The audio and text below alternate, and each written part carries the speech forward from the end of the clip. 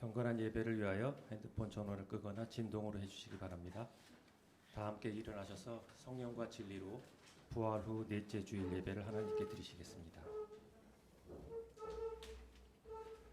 사랑하는 자들아, 만일 우리 마음이 우리를 책망할 것이 없으면 하나님 앞에서 담대함을 얻고 무엇이든지 구하는 바를 그에게서 받나니 이는 우리가 그의 계명을 지키고 그 앞에서 기뻐하시는 것을 행함이라. 그의 계명은 이것이니 곧 그 아들 예수 그리스도의 이름을 믿고 그가 우리에게 주신 계명대로 서로 사랑할 것이니라. 그의 계명을 지키는 자는 주 안에 거하고 주는 그의 안에 거하시나니 우리에게 주신 성령으로 말미암아 그가 우리 안에 거하시는 줄을 우리가 아느니라. 아멘.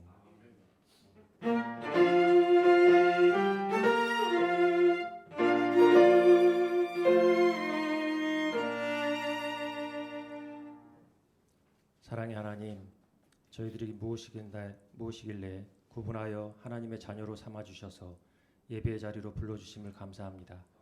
저희들에게는 여전히 어두움과 혼돈의 세상으로 느껴지지만 하나님께서 계획을 가지고 저희들의 길을 인도하여 주심을 감사합니다. 성령 하나님의 도우심에도 불구하고 사랑과 희락과 화평과 오래 참음과 자비와 양선과 충성과 온유와 절제와 같은 성령의 열매들을 지속적으로 온전히 맺고 있지 못함은 저희들에게 책망할 것이 많은 때문임을 반성합니다.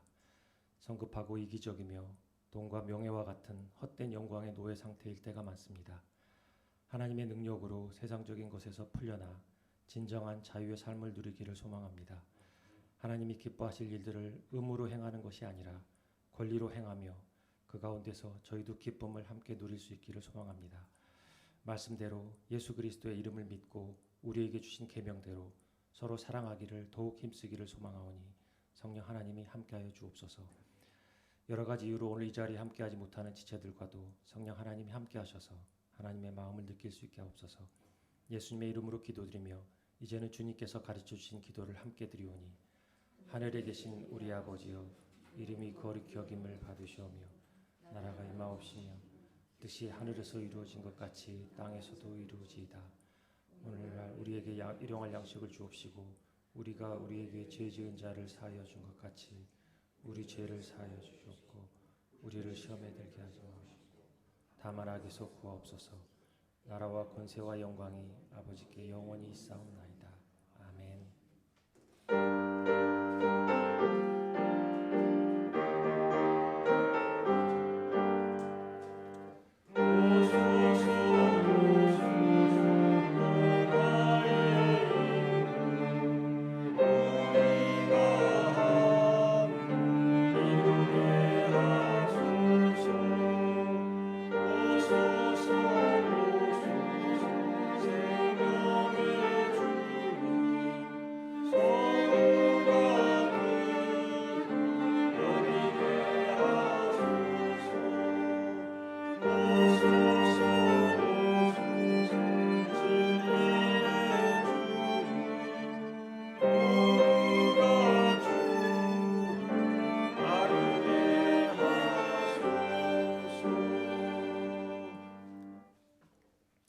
교동문 10번을 함께 교독하시겠습니다. 교동문 10번입니다. 하나님이여 나를 지켜주소서. 내가 주께 피하나이다. 내가 여호와께 아뢰되 주는 나의 주님이시오니 주밖에는 나의 복이 없다 하였나이다. 땅에 있는 성도들은 존귀한 자들이니 나의 모든 즐거움이 그들에게 있도다. 다른 신에게 예물을 드리는 자는 괴로움이 더할 것이라. 나는 그들이 드리는 피의 전제를 드리지 아니하며 내 입술로 그 이름도 부르지 아니하리로다. 여호와는 나의 산업과 나의 잔의 소득이시니 나의 분깃을 지키시나이다. 내게 줄로 재어진 구역은 아름다운 곳에 있으며 나의 기업이 실로 아름답도다. 나를 훈계하신 여호와를 송축할지라. 밤마다 내 영광이 나를 오르노다. 내가 여호와를 항상 내 앞에 모시며 내가 나의 오른쪽에 계심으로 내가 흔들리지 아니하리로다. 아멘. 전능하사 천지를 만드신 하나님 아버지를 내가 믿사오며 그 외아들 우리 주 예수 그리스도를 믿사오니 이는 성령으로 잉태하사 동정녀 마리아에게 나시고 본디오 빌라도에게 고난을 받으사 십자가에 못 박혀 죽으시고 장사한 지 사흘 만에 죽은 자 가운데서 다시 살아나시며 하늘에 오르사 전능하신 하나님 우편에 앉아 계시다가 저리로서 산자와 죽은 자를 심판하러 오시리라. 성령을 믿사오며 거룩한 공회와 성도가 서로 교통하는 것과 죄를 사하여 주시는 것과 몸이 다시 사는 것과 영원히 사는 것을 믿사옵나이다. 아멘.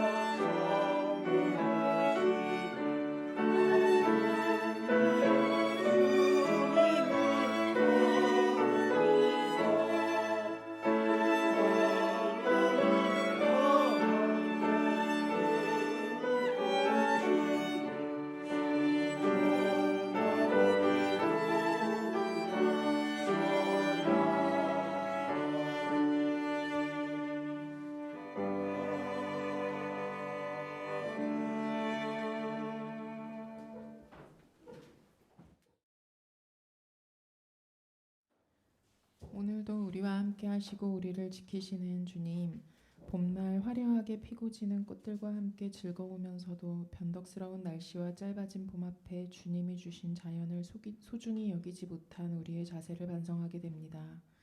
주님, 전쟁의 소식이 끊이지 않고 어둡고 불안한 소식들이 넘치며 이 복잡한 세상 속에 희망이 없어 보입니다.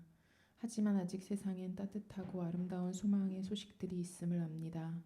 빛으로 오셔서 우리를 지으신 주님, 인간으로 오셔서 우리 모두를 사랑하신 예수님, 늘 우리를 돌보시는 성령님을 우리가 말씀으로 믿고 나아갈 때 내가, 내 주변이 세상이 변할 줄로 믿습니다.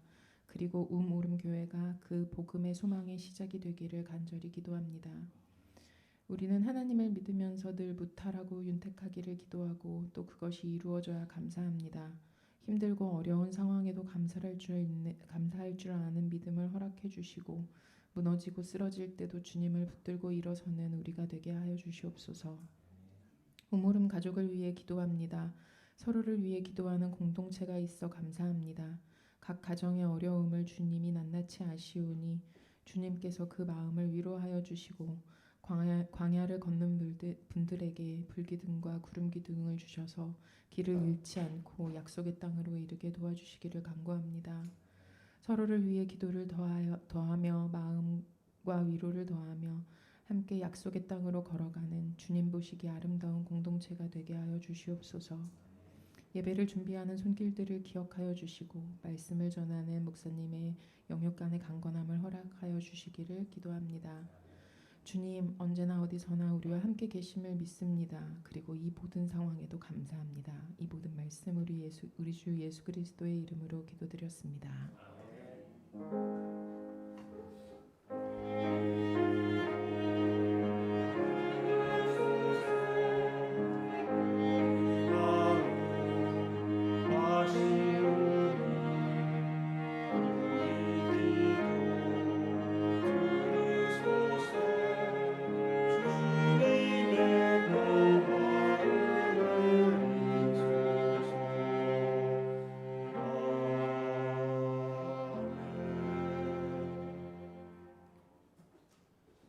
주신 하나님 말씀은 사도행전 4장 32절부터 37절까지입니다.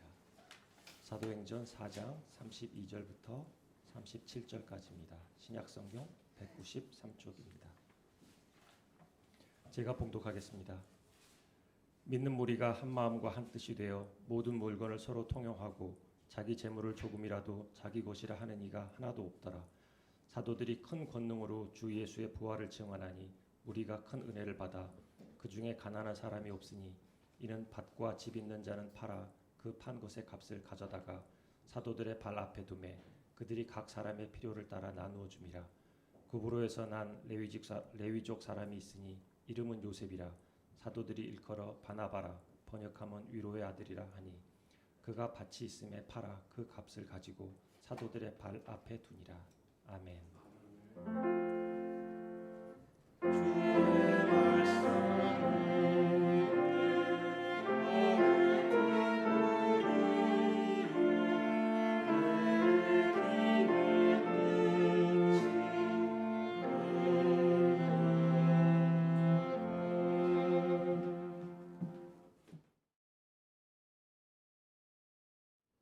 우리나라 사람들은 대자를 엄청나게 좋아합니다.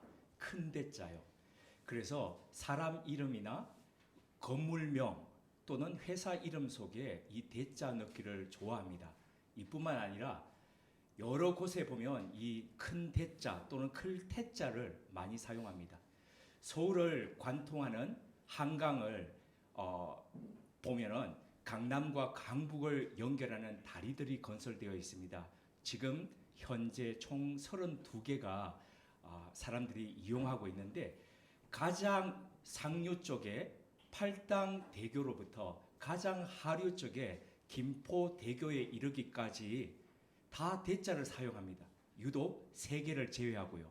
광진교, 잠수교, 당산철교 제외하고 모두 다 대자를 쓰고 있습니다. 엄청 대자를 좋아하는 민족입니다. 심지어 나라 이름에까지 대한민국입니다. 과일도 크고 알이 굵어야 사람들이 좋아합니다. 그래서 언젠가 한번 말씀드렸듯이 제가 천안에 그 배로 유명한 곳 있지 않습니까? 거기에 신학교를 졸업하고 처음 교목실에 가서 배를 사러 가서 큰 배 고른다고 막 고르니까 충청도 할머니께서 저한테 그렇게 말씀하셨습니다. 총각, 그 큰 거 안 좋아요. 다 주사 놔가지고 그거 크게 만들었시오. 그 제가 알았시오. 그때부터 배 큰 거 안 좋아합니다. 네, 어쩌면 작고 좁은 나라에서 살아서 그런지 우리는 유독 이 큰 것이 선망의 대상이 되었습니다. 유년 시절 어른들은 자주 이렇게 말씀하셨습니다. 큰 인물 돼야 된다. 큰 사람 돼야 된다. 심지어 교회에서 장로님, 권사님들께서 학생 청년들을 위해서 예배 시간에 기도하실 때 이렇게 늘 기도하셨습니다. 머리가 될지언정 꼬리가 되지 말게 하여 주시고 그리고 큰 인물 되게 하여 주시옵소서. 아마 이런 기도 덕분인지 교회 안에서는 더더욱 큰 것을 선호했습니다. 큰 것이 지극한 선이었고 그리고 큰 것을 가지는 것이 인생의 목표가 되었습니다. 우리에게 있어서 큰 것은 자랑입니다. 그리고 영광이고 자존심입니다. 더 큰 집, 더 큰 사업, 더 큰 직장에 이르는 것이 우리의 바람이요 그리고 로망입니다. 큰 것이 좋지 않다는 말이 아닙니다.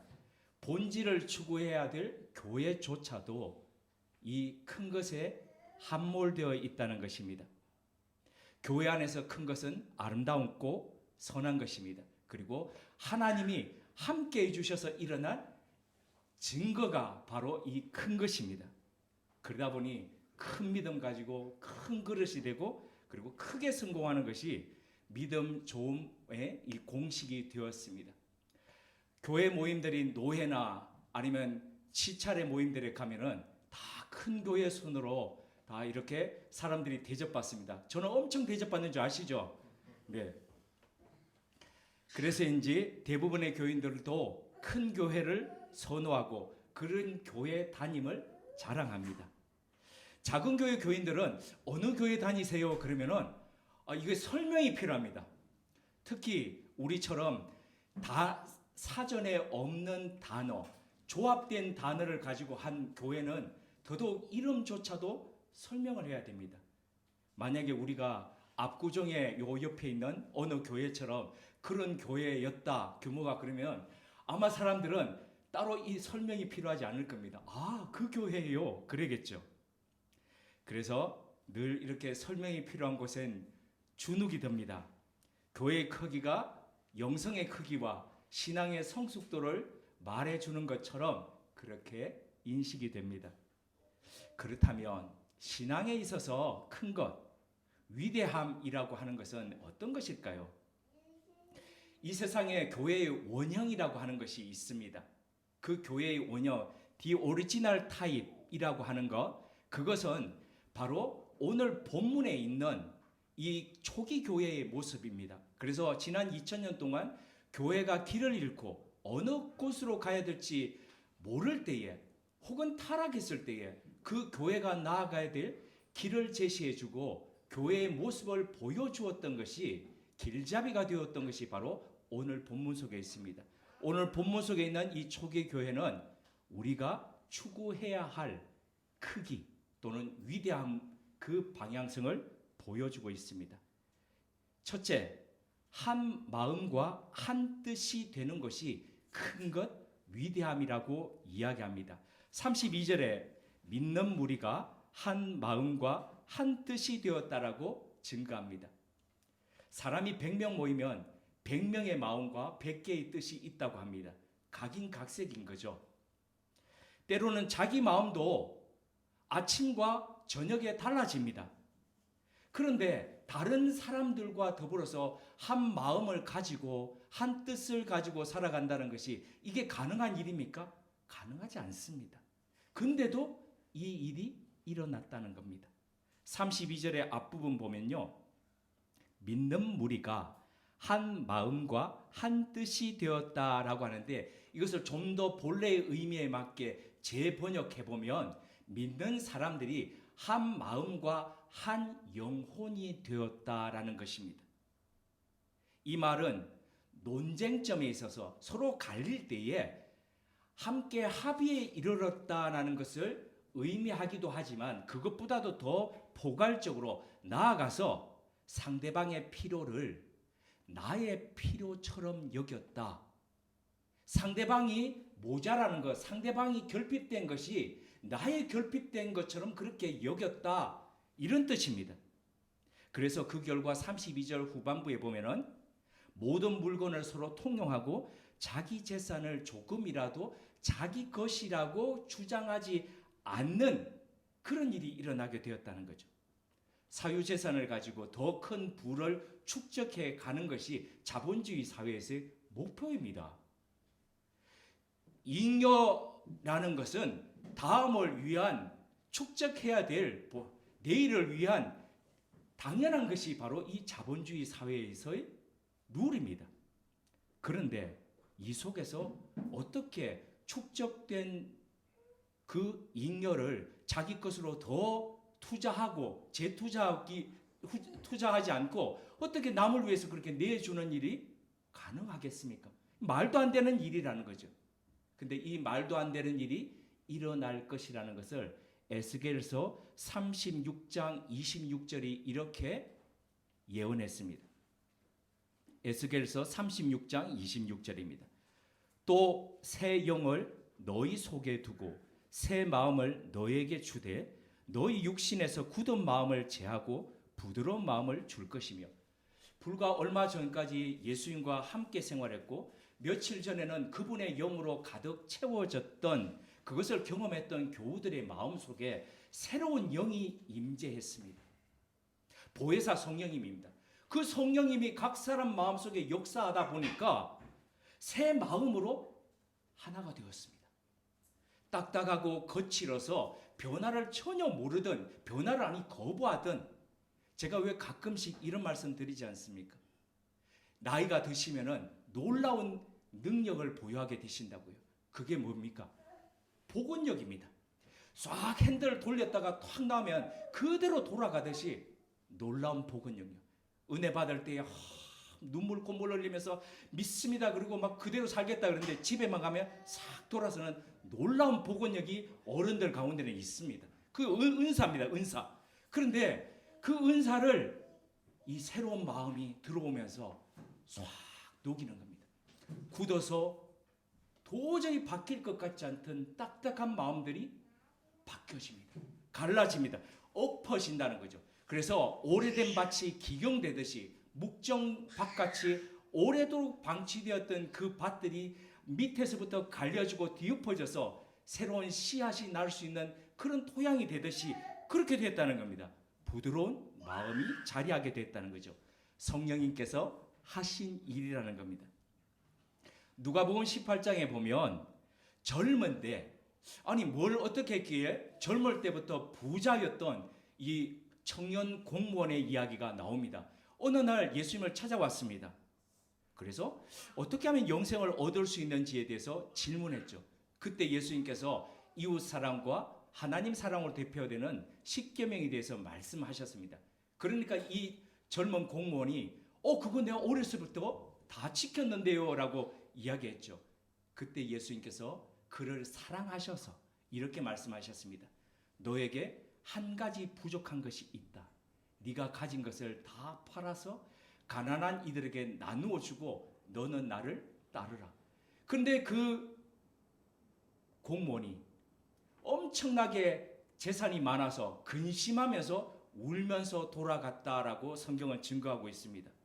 이상하게 들리실지 모르겠지만 지금 우리는 이상하게 볼지 모르겠지만 아니 예수님이 말씀하신데 따르라고 하는데 왜 안 따라? 그런데 아니요, 이 사람 당연한 반응한 겁니다.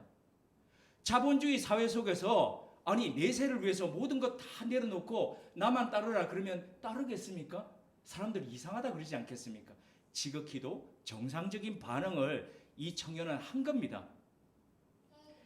자, 그런데 이 청년과는 전혀 다른 반응이 초기 교회 속에 일어났습니다. 말도 안 되는 일입니다. 이 말도 안 되는 일을 이룩하신 게 바로 성령님이시라는 겁니다. 충북 보은에 속리산이라고 있습니다. 그 속리산 자락에 산골짜기에 보나콤이라는 공동체가 있습니다. 신학교 몇 년 선배가 농사의 농자도 모르는 몇 사람과 더불어서 20만 원도 안 되는 돈을 가지고 내려가서 그래 우리 친환경 농사를 한번 해보자. 양계를 해서 이 땅을 한번 살려보자. 이런 생각을 가지고 내려갔습니다. 그래서 거기서 호기롭게 열심히 한번 해보자 그러면서 믿음으로 해보자 그러고 시작을 했습니다. 보나콤이라는 게 보나라는 게 라틴어로 좋다라는 뜻이죠. 그래서 좋은 것을 같이 공유하는 그래서 떡과 함께 이 복음을 전하는 공동체가 되겠다. 그렇게 시작을 했습니다. 지금은 25년째 대단히 크게 그래서 친환경뿐만 아니라 양계에 있어서도 아주 혁신 마을 선정되어서 국가로부터 100억 이상을 이렇게 받기도 하고 이러면서 굉장히 잘 나가고 있습니다. 보은에 이어서 의성에 제2 보나콤 공동체도 세웠습니다. 그런데 초기에 녹록지가 않았습니다. 3, 4년 동안 내리 연이어서 실패를 거듭했습니다. 한 해 실패하고 그 다음에 실패하고 4년째 실패하고 그렇게 5년째 맞이하면 사람들 마음이 전과 같지 않습니다. 이거 계속해야 되나? 이런 생각도 듭니다. 그리고 이거 앞에서 서는 사람이 이거 잘못 키 잡고 있는 거 아니야? 이런 생각도 들죠. 그래서 계속된 실패 속에서 그들의 비전은 무색하게 소명은 저 뒤로 제쳐두고 날마다 싸우기 시작했습니다. 다투기 시작했습니다. 서로 네 잘못이다. 아니 네 탓이다. 이러고 오가 큰 소리들이 오갔습니다. 그러던 어느 날 이 사람들이 우리 그러면 우리 공동체의 운명을 결정하자. 투표하자. 이렇게 이야기를 했습니다. 그래서 그날 저녁에 투표하기로 했습니다. 그리고 마지막으로 우리 다시 한번 더 논의해보자. 마지막 논의 자리에서도 정말 피 터지게 싸웠습니다. 고성들이 오갔습니다. 그러다가 이 사람들이 그래 우리 헤어질 거 밥이라도 해가지고 먹고 헤어지자 이러고 저녁에 밥을 해가지고 같이 먹기 시작했습니다. 그때 성령님께서 이 사람들 마음속에 한 사람 한 사람의 마음을 건드리셨습니다. 밥 먹다가 다들 울기 시작했습니다. 네 탓이라고 했던 그 사람들이 자기 탓으로 자기 잘못으로 이게 느껴지기 시작했습니다. 서로를 얼싸안고 서로를 향해서 용서를 구하기 시작했습니다. 그리고 처음 소명에 충실하기로 그리고 결정을 했습니다. 그 결과 놀랄만한 결과물들이 25년째 이어지고 있습니다. 지금 의성에서는 보호는 논농사를 중심으로 그렇게 이루어지고 의성은 산을 임대받아서 몇만 평 산에다가 벌꿀과 더불어서 여러 가지 것들을 지금 하고 있습니다. 그리고 그곳에 지금 곧 대안학교가 다문화 아이들을 위한 선교사 아이들을 위한 그 대안학교가 지금 산을 기증받아서 지금 공사 중에 있습니다. 빛과 소금의 역할을 25년째 감당하고 있습니다. 새 영을 부으셔서 그들의 마음속에 부드러운 마음을 주고 새 마음을 허락하신 바로 성령께서 하신 일이기에 가능한 일이었습니다. 두 번째입니다. 큰 권능과 큰 은혜가 있는 위대함이 있었습니다. 33절에 보면 사도들이 큰 권능으로 주 예수의 부활을 증언하니 무리가 큰 은혜를 받아라고 했습니다. 예수님의 십자가 대속과 부활이 능력 있게 증거될 때에 초기 교회 교우들은 은혜를 크게 받았습니다. 자, 여기도 큰 은혜와 큰 능력이 짝을 이루고 있습니다. 자, 그러면 초기 교회 이 사람들도 큰 은혜, 큰 능력을 좋아했던 것일까요? 만약에 이렇게 큰 것을 좋아하고 이게 큰 것이 위대한 것이었다면은 아마 더 크고 더 위대한 것들을 위해서 이들은 더 많은 프로그램 그리고 더 많은 것들을 사람들에게 요구해서 아마 예루살렘 성전보다도 더 큰 것을 우리가 지어서 더 위대해지자 아마 그렇게 나갔지 않을까요? 그런데 실상은 그렇지 않습니다. 24절과 35절을 보십시오. 큰 능력과 큰 은혜의 결과물에 대해서 다음과 같이 증가합니다. 그 중에 가난한 사람이 없으니 이는 밭과 집 있는 자는 팔아 그 판 것의 값을 가져다가 사도들의 발 앞에 두매 그들이 각 사람의 필요를 따라 나누어 줍니다.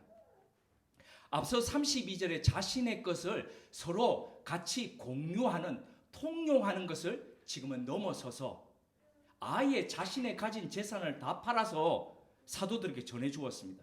그리고 사도들은 각 사람의 필요를 따라 나누어 주었습니다. 그랬더니 이 초기 교회 속에는 가난한 사람이 없었다라고 증거하고 있습니다.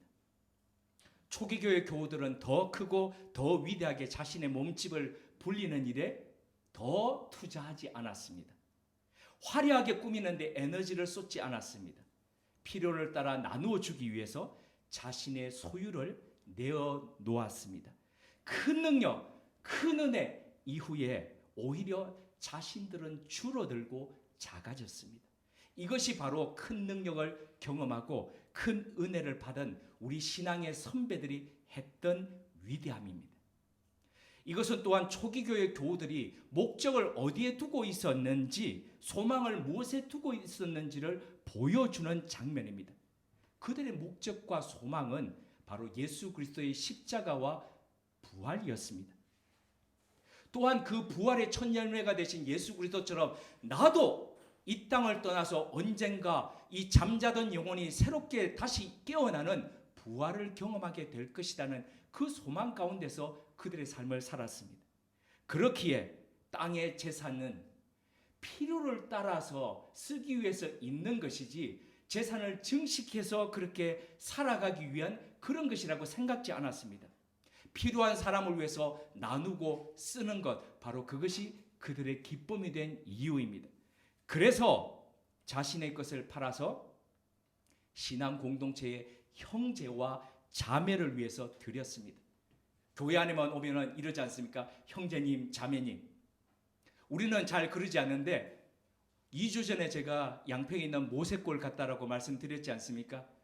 제 기숙사 룸메이트가 담임 목사가 되어가지고 이제 몇 개월째 거기서 목회하고 있는데 자기보다도 훨씬 더 나이가 많으신 분이 거기서 일하고 있는데 자매님 안녕하세요. 형제님 안녕하세요. 남들이 보면은 뭐라고 그러지 않겠습니까? 저런 싸가지가 그러시겠죠. 그런데 어떻습니까? 교회 안에는 오래도록 형제님, 자매님, 한 부모 안에서 태어난 사람처럼 그렇게 왔다는 겁니다. 한 믿음 안에서, 한 주님 안에서. 그래서 그 형제와 자매를 위해서 자신의 것을 내어드렸다는 거죠. 많은 신학자들이 이 장면을 보면서 이렇게 이야기합니다. 이것이 가능했던 이유는 초기 교회 속에 임박한 예수 그리스도의 재림 사상이 팽배했기 때문이다. 그래서 주님이 곧 오실 건데 굳이 내가 더 가지고 막 이것을 그럴 필요가 뭐 있느냐. 쓰고 필요한 사람들 그렇고 가지고 그렇게 살아가면 되지. 그랬기 때문에 이게 가능했다라고 이야기합니다. 네, 그럴 수 있습니다.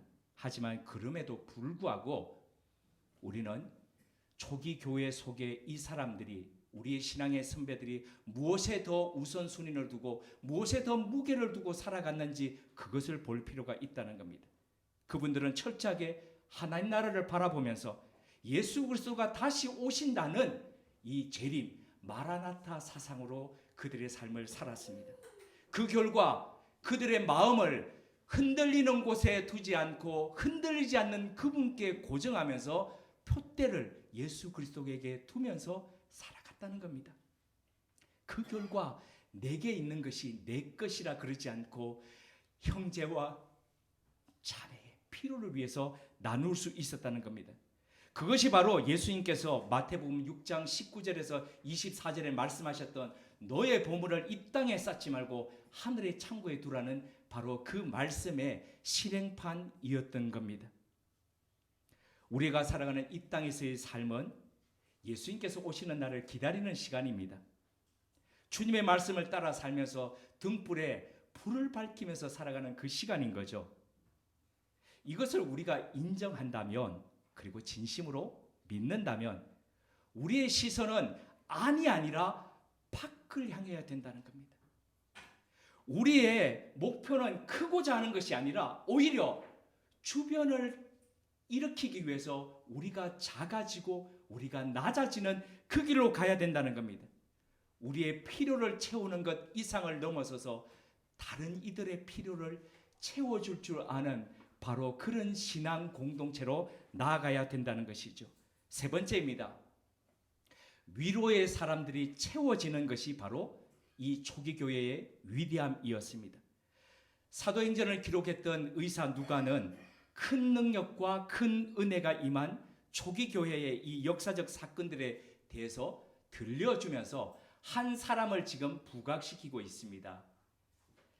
그는 키프로스, 성경 안에서는 구보로라고 나오는데 오늘날은 키프로스라고 그러죠. 사이프러스라고 하기도 하고요. 그 섬 출신의 사람으로서 이름이 요셉이었습니다. 근데 사도들은 이 사람의 본명인 요셉이라고 부르지 않고 바르바나스, 바나바라고 불렀습니다. 바르나바스. 이 바르나바스라는 이 헬라어는 히브리어의 바라고 하는 누구누구의 아들, 그리고 나비는 선지자 또는 위로라고 하는, 그래서 위로의 아들이라는 이 말을 헬라어식으로 바로 차음한 거죠. 음력한 거죠. 그래서 이 바나바라고 그렇게 불렀는데 성령님 안에서 큰 능력과 큰 은혜가 임한 공동체 안에는 이 바나바와 같은 인물이 생겨났다는 겁니다. 내가 받은 이 큰 은혜를 누구하고 나눌까? 내가 받은 이 사랑을 누구에게 전할까? 그래서 내가 가진 것으로 어떻게 하면 다른 사람들을 위로하고 격려할 수 있을까? 이런 사람들이 일어났다는 겁니다. 그 대표적인 사람이 바로 바나바였다는 겁니다. 이전에는 내 상처만 크게 보입니다. 내 아픔만 무거운 돌덩이로 다가옵니다. 그런데 은혜를 받고 보니까, 그 은혜를 경험하고 보니까, 하나님이 나를 통해서 다른 사람을 세우시려고 내게 그 아픔의 시간을 겪게 하셨구나. 그 모든 것들이 그렇게 해석이 된다는 거죠. 대표적인 인물이 누굽니까? 요셉 아닙니까? 형들에게 팔려가가지고 13년 동안이나 종살이와 옥살이를 하면서 이가 갈리지 않겠습니까? 그런데 벌벌벌 떠는 그 형들을 향해서 뭐라고 이야기합니까? 두려워하지 마세요. 나를 판 것으로 인해서 자책하지 마세요. 하나님께서 바로 나와 형들과 우리 모두의 생명을 살리기 위해서 미리 형들을 통해서 하나님께서 나를 이리로 보내신 겁니다. 바로 신앙 안에서의 해석이죠. 이렇게 신앙 안에서 해석이 되면, 그 은혜를 받고 나면 모든 것들이 다르게 해석되고 다르게 살아간다는 거죠. 나로 나 되게 하시려는 그 하나님의 은혜 안에서 나를 세워주셨듯이 나를 통해서 다른 누군가를 세우고 일으켜주는 바로 그 일들이 일어난다는 겁니다. 그 순간 우리들은 우리의 아픔이 아닌 다른 이들의 아픔을 보게 됩니다. 그들의 소리를 듣고 그들의 마음을 헤아리게 됩니다. 이것이 바로 바나바, 위로의 사람입니다. 근데 여기서 한 가지 중요한 것이 있습니다. 그것은 바로 이 위로와 격려는 단회적이 아니라 연속적, 그리고 반복적, 지속적이 되어야 된다는 사실입니다. 실제 바나바는 이후로도 변함없이 위로와 격려의 삶을 살았습니다. 예수 믿는 사람들을 잡아서 죽이면서 다마스크스까지 가던 그 길 위에서 개종해서 왔던 그 사울, 나중에 바울이 됐던 사람들을, 다른 사람들은 의심의 눈초리로 바라보면서 신앙 공동체 안에 받아들이지 않으려 했습니다. 그때 누굽니까? 바나바입니다. 바나바가 제일 먼저 나가서 그 사람의 손을 잡고 신앙 공동체 안으로 이끌었습니다. 그가 바로 바울을 세웠습니다. 만약에 바나바가 없었다면 사도 바울도, 그리고 우리가 읽는 이 말씀도 존재치 않게 되었을 겁니다. 한번 신뢰를 저버린 사람은 다시 고쳐 쓰는 게 아니야. 누구의 말입니까? 사도 바울의 말입니다. 누구를 향해서요? 마가를 향해서. 1차 선교 여행 때에 나 힘들어요. 나 돌아갈래요. 그리고 내팽개쳤던, 도망갔던 그 마가를 2차 선교 여행 때 데리고 가려 할 때에 바나바하고 이 바울이 대판했지 않습니까? 그때 이 바나바는 마가를 품었습니다. 그리고 비록 바울은 그를 내치고 혼자 갔지만 바나바는 그를 데리고 다른 길로 떠난 거죠.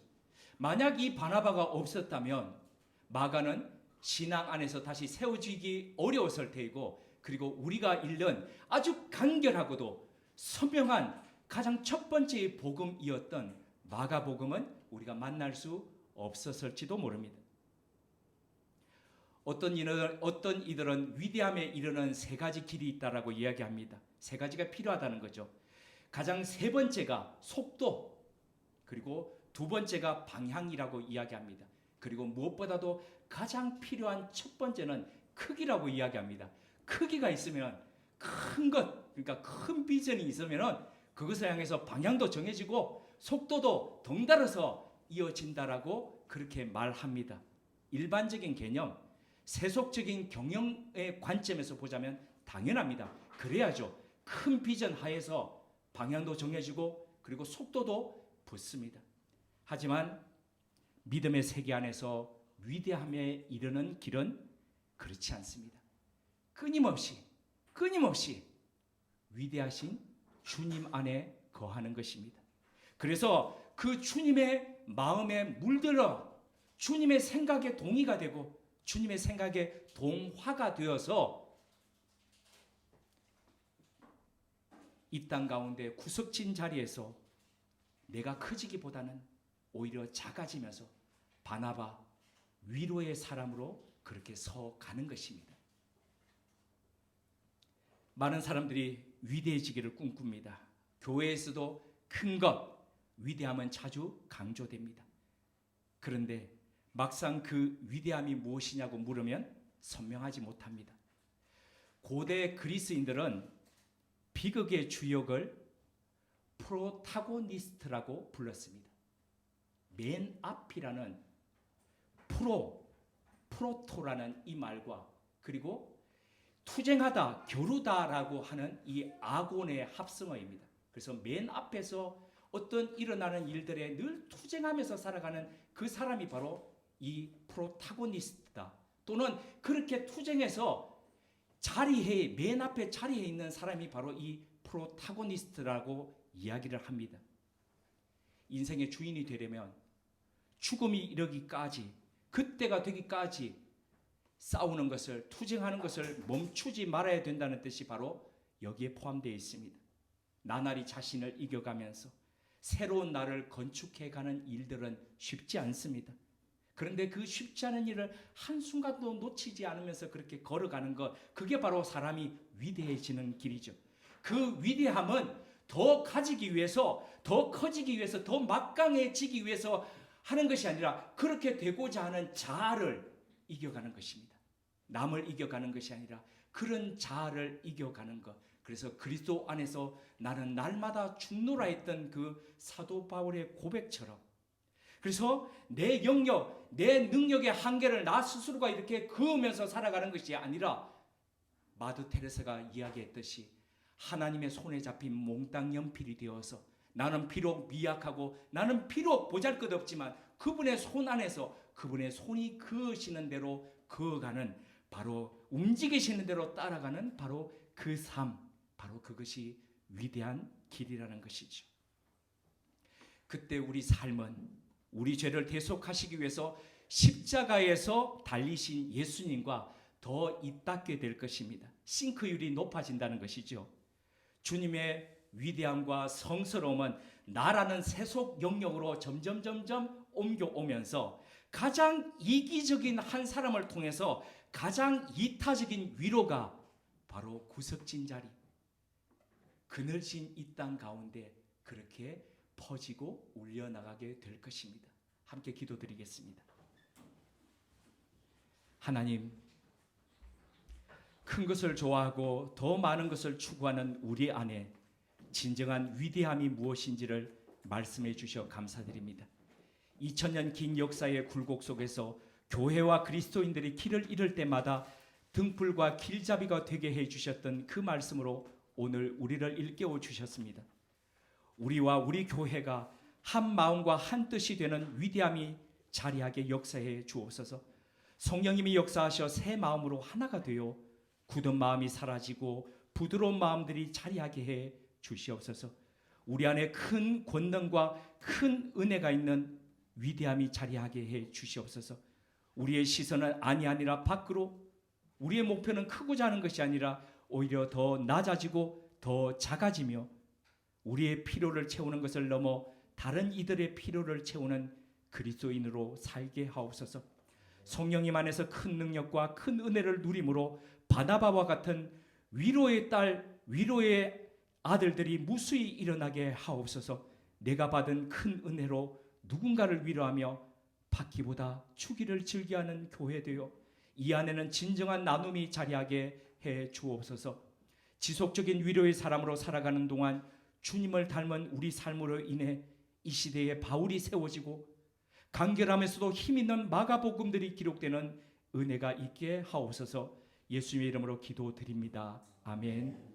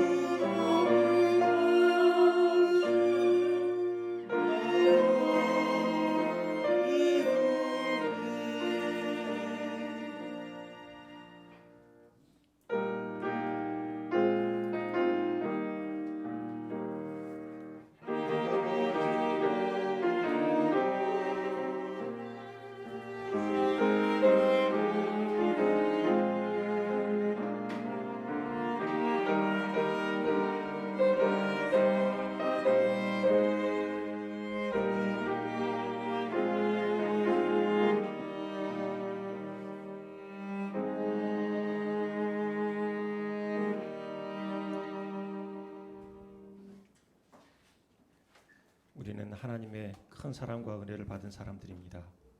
따라서 먼저 언제나 하나님 나라와 그의 의를 구하여야 할 교회와 우리 성도들인데 본질에 앞서 세상적으로 크고 화려한 것을 목표로 삼고 살아가고 있는 게 아닌지 반성해 봅니다. 오늘도 물건을 서로 통용한 초대교회의 원형을 통해 바람직한 공동체의 모습을 깨닫고 그렇게 따라가고 싶은 마음을 주심을 감사합니다.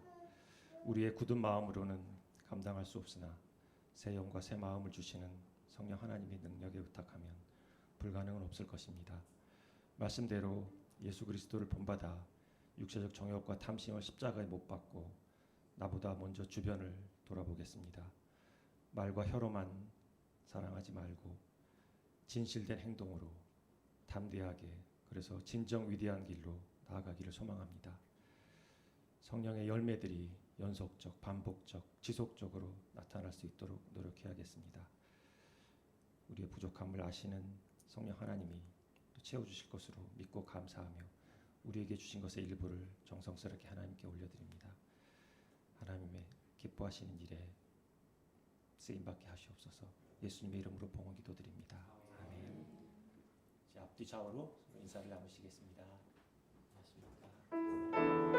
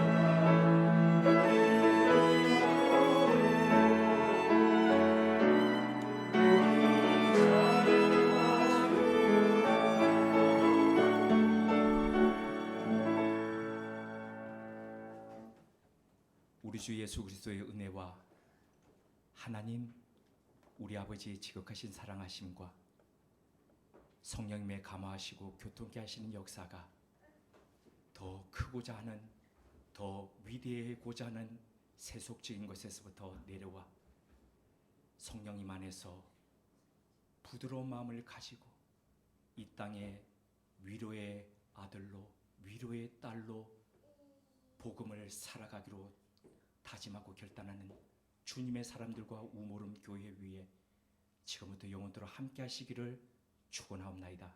아멘.